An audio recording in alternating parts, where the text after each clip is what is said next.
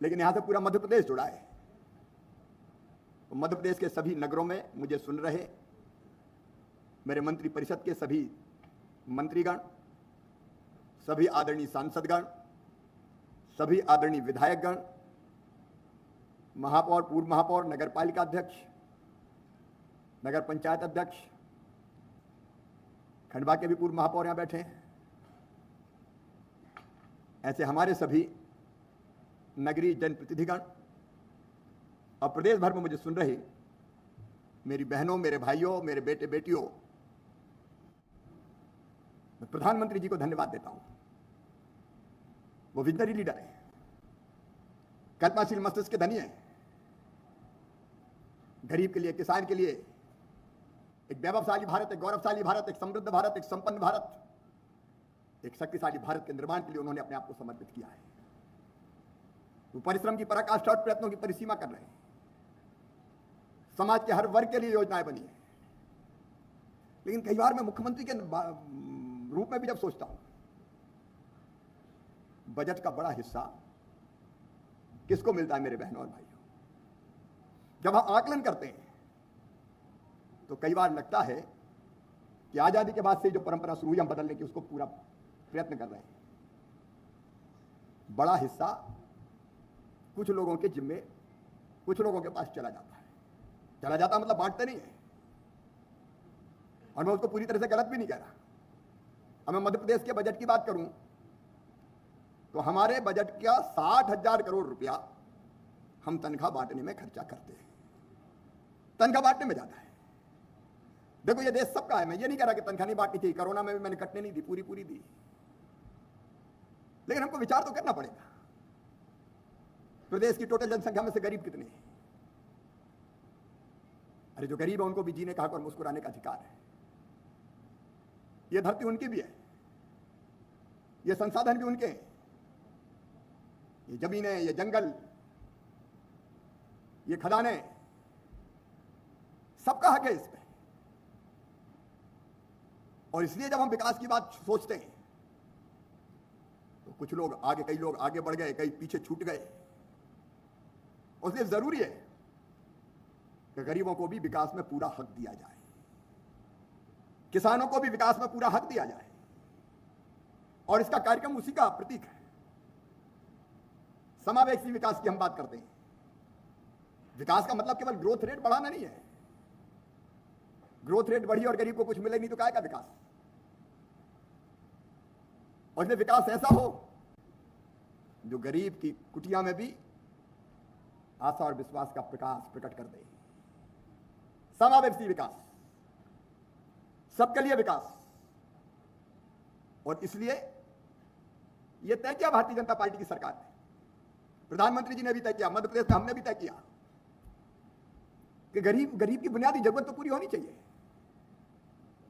और जब उसकी बात हम करते हैं तो रोटी, कपड़ा, मकान, पढ़ाई लिखाई, दवाई, ये बुनियादी जरूरतें हैं।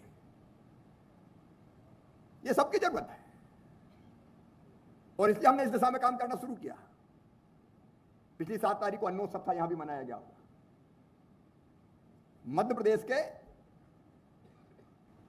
1,15,00,000 परिवारों के 4,90,00,000 भाई और बहनों को अभी तो नवंबर तक प्रधानमंत्री जी फ्री में राशन दे रहे हैं और हम 1 रुपया किलो दे रहे हैं। वो अलग आता है, ये अलग आता है।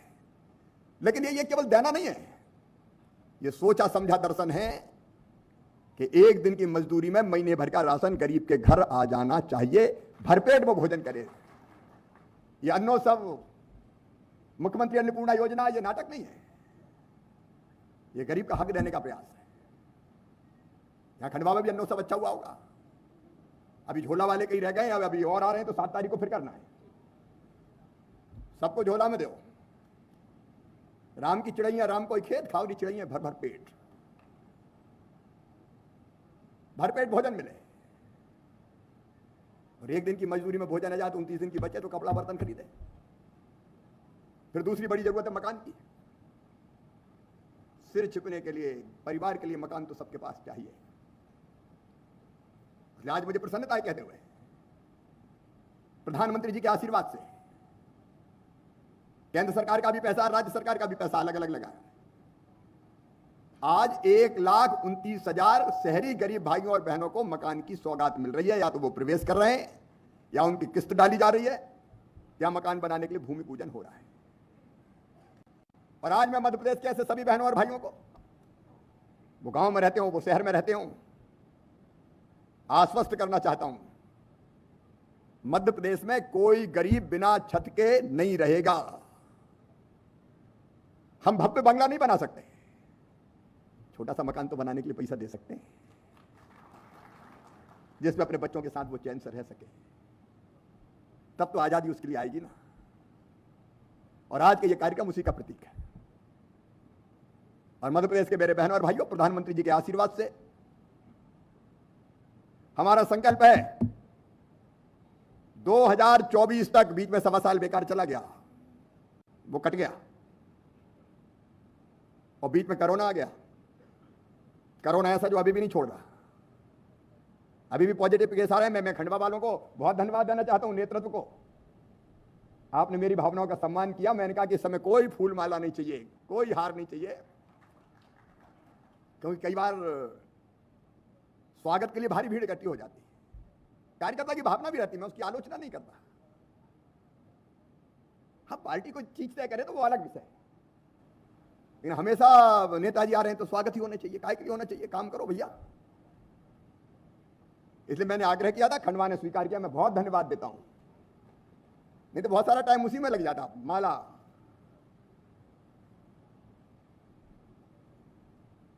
और मैं आज आपसे निवेदन करूं, कोरोना ने समय खराब किया, पहली लहर, दूसरी लहर, बावजूद इसके हमारा संकल्प है। मंत्रिमंडल के साथी मुझे सुन रहे हैं, यहां बैठे भी हैं। 2024 हमारा टारगेट है, हर एक को पक्की छत उपलब्ध करा देंगे।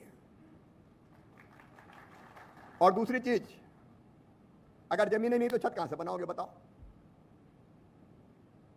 छत के लिए तो जमीन का टुकड़ा चाहिए ना।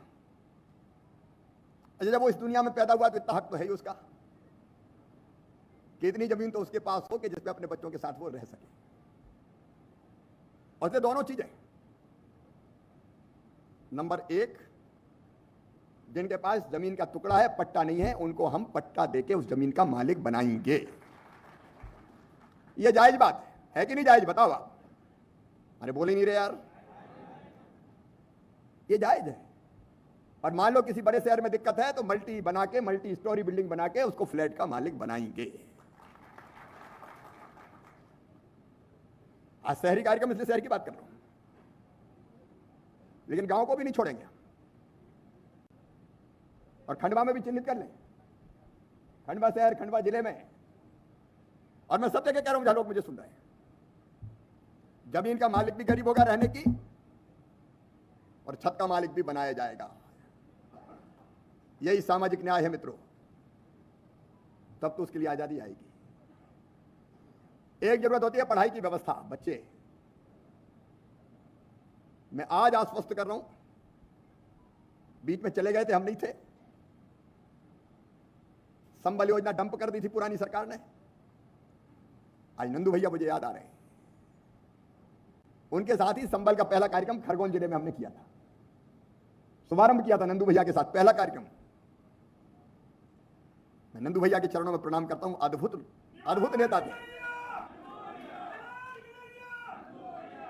अद्भुत नेता थे, लोगों के दिलों पर राज करते थे। बहुत जल्दी चले गए, लेकिन संबल योजना तब उनके साथ पहला कार्यक्रम हमने किया था, वो डंप कर दी गई। हाँ, हमने योजना बाहर निकाल ली है। मैं अपनी बहनों को और बच्चों को विशेष रूप से यह कहना चाहता हूं कि मकान और पट्टे 2 चीज, तीसरी चीज बच्चों की पढ़ाई इसी में। मेरे भांजे भांजी जितने, मेरा बहुत पुराना संकल्प है, ये पढ़ने में तेज है तो उनकी पढ़ाई में पैसे को बाधा नहीं बनने दिया जाएगा।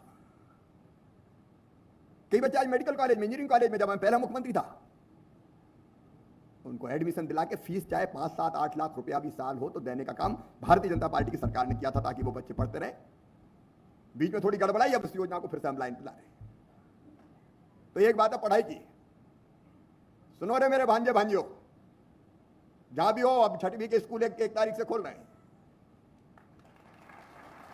और फिर एक आध हफ्ता देखेंगे, बस वैक्सीनेशन करवा लेना। यहाँ कितने लोग बचे हैं वैक्सीनेशन के लिए खंडवा जिले में? करेक्टर बता कितने बचे हैं अभी? हैं 30%। देखो भैया, एक तो खंडवा जिले को इसलिए भी प्रणाम कर रहा हूं कि जो कोरोना से लड़ाई आपने लड़के नियंत्रित की, अभिनंदनीय है आप, कायदे से। ये नहीं कि काटा पीटा और निकल लिए, ये नहीं चलने दिया जाएगा। नियम प्रक्रियाओं का पालन करना पड़ेगा। ये पुरानी अवैध कॉलोनी वैध कर रहे हैं। और एक बात और है, कई ने मकान बनाए, अब वो थोड़े बहुत ज्यादा बना लिए। अब ज्यादा बना लिए तो वो तो गलत है। तरीके दो है, एक तो तोड़ दो, लेकिन हमने तय किया कि जो सामान्य अपने मध्यम वर्गीय, निम्न मध्यम वर्गीय, गरीब भाई बहन, उनने मकान बनाया है ज्यादा में भी, तो कंपाउंडिंग करके उसको हम वैध कर देंगे एक निश्चित सीमा तक। जो वैध हो जी, हाँ थोड़ा थोड़ी करेंगे, गुंडे, बदमाश, माफिया, गड़बड़ करने वाले होंगे तो ठीक करेंगे, वो मैं दो टूक कहता हूं। हमारे सारे शहरों में बुनियादी सुविधाओं की जरूरत है। हमने जो योजना बनाई पूरे मध्य प्रदेश के नगरीय निकायों में, चाहे नगर निगम हो, नगर पालिकाएं हो, और चाहे नगर पंचायत हो, सबका विजन हमने तैयार किया है। और 44,000 करोड़ रुपया आने वाले वर्षों में शहरों के विकास में खर्च किया जाएगा। अब आज यहां से डिटेल नहीं बता रहा, आपके यहां कुछ जगह आके बताया, कुछ जगह आके बताऊंगा। खंडवा वालों को मेडिकल कॉलेज में बताऊंगा क्या क्या करेंगे हम। थोड़ी करके जरूर है, लेकिन पैसा तो जुटाना पड़ेगा। शहरों में सारी बुनियादी सुविधाएं, चाहे सड़कें हो, पीने का पानी हो, पार्क हो, परिवहन की सुविधा हो, सब ठीक ढंग से उपलब्ध कराने का काम करना है। हमारे शहर सुंदर और स्वच्छ हो, बुनियादी सुविधाओं से लैस हो और रोजगार युक्त हो। बिना रोजगार की चीज काम नहीं चल सकता। और रोजगार में भी कुछ सरकारी नौकरियों में, लेकिन ज्यादा प्राइवेट सेक्टर में। शहरों में किसान भाई भी रहते हैं, कसर हमने नहीं छोड़ी। इस इलाके में भी थोड़ा सूखा है। अगस्त है, मैं प्रार्थना कर रहा हूं नर्मदा मैया, इंदिरा सागर फुला फुल भर दो। अभी बहुत खाली है, लेकिन किसान भाइयों के साथ भी खड़ी है सरकार।